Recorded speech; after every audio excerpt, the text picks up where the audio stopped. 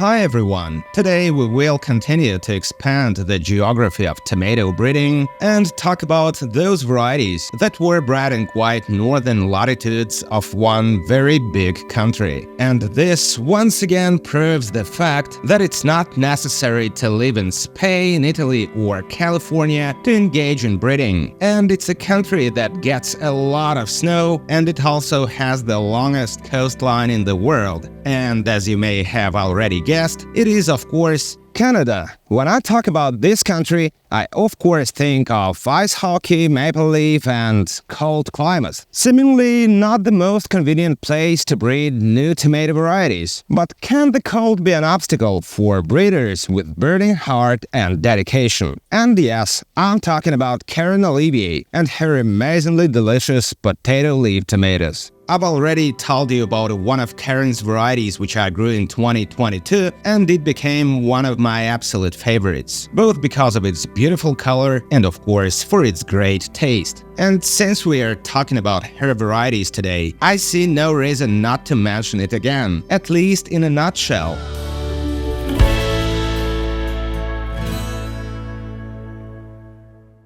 Polaris turned out to be the variety that attracted my intense interest in Karen Olivier tomatoes. It turned out to be very attractive indeed, with a rich purplish-pink color, flat round shape, and thin skin. The average weight of the fruit exceeded 7 ounces or 200 grams. The flesh is also unusually beautiful and juicy, and the gorgeous taste of these tomatoes are remembered to this day. Deep, complex, with a berry tomato flavor. And I will definitely grow it next season because I really liked it. That's why I decided to open today's review with a story about the Polaris tomato. And from a small but in my opinion necessary preface, let's move on to the next variety.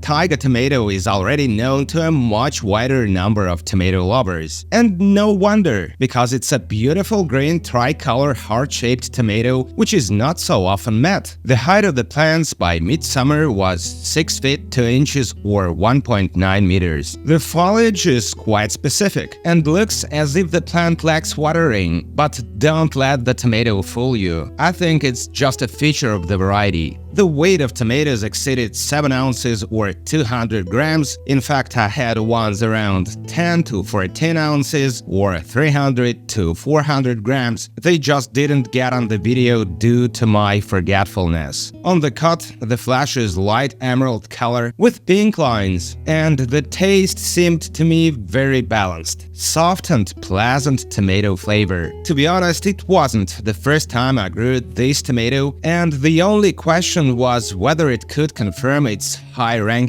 And without any doubt, it did. The flavor is sweet, with a slight and pleasant acidity, as it should be in tricolors. In addition, I like its shape, so in general, Taiga is a good variety. But if I was already familiar with Taiga, I wanted to try the next tomato especially, all the more so because it has an equally northern name.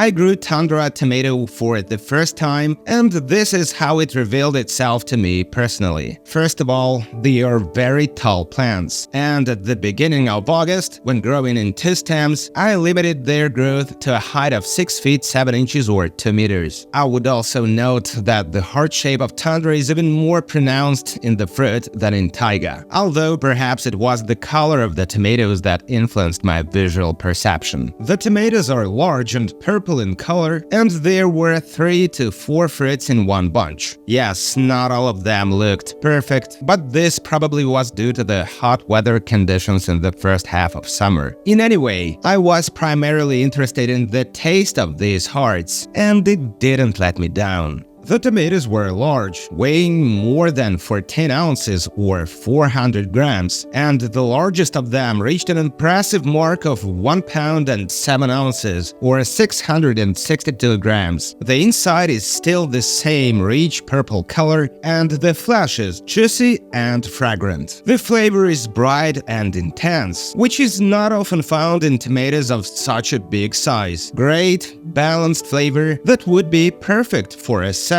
I had no doubts, though, as Tundra has been gathering a lot of rave reviews all over the world for a long time now. I in turn also joined them, and if you are not yet familiar with this variety, I advise you to do so. And now it's time to move on to the next tomato with a rather unusual name.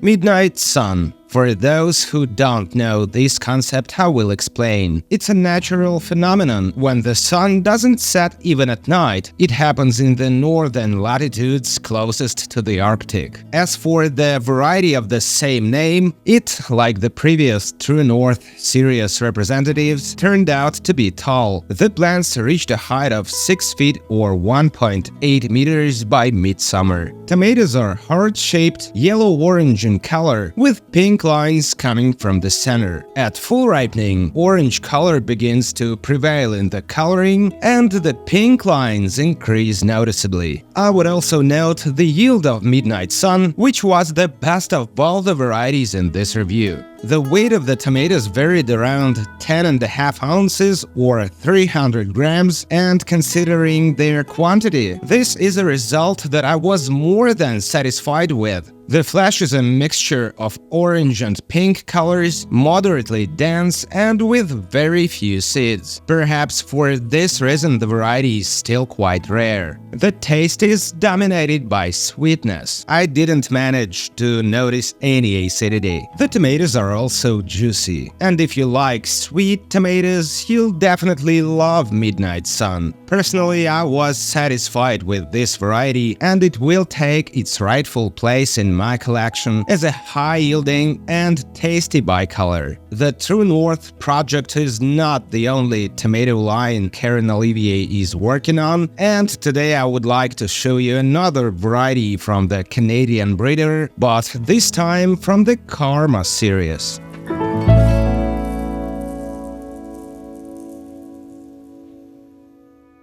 I began my experience with this tomato line with the variety called Karma Purple Multiflora. I could list many features, but what I remember most of all is the unusual shape of the fruit, especially for cherry tomatoes. They are very interesting, resembling small pumpkins of dark purple color. I haven't seen anything like this before. The variety is high-growing, and the height of the plants by midsummer reached 5 feet 7 inches or 1.7 meters when grown outdoors, and 6 feet 3 inches or 1.9 meters in the greenhouse. The foliage is potato type, but in this case is not very wide, so the plants are quite compact. Despite its northern origin, the plants were doing great, even in hot conditions. Also, tomatoes have thin skins, and therefore, if possible, control your watering. The fruits weighed almost 2 ounces or 50 grams, so the size of Karma Purple Multiflora is more like a cocktail tomato. The fruits are juicy with thick walls and green tints in the seed cavities, and in my opinion, it's a very tasty cherry tomato. Speaking about it, I mean bright sweetness and bright acidity. It's even surprising that such delicious tomatoes are bred in rather cool conditions of Canada, but in spite of that, the flavor is really exotic. Shape, color, taste, I liked everything about this tomato. That means I'll definitely try to grow other varieties by Karen Olivier and of course tell you about them. Thanks for watching. If you liked this video, don't forget to subscribe and of course, love tomatoes, grow tomatoes. This is the Lucky Garden channel and see you soon.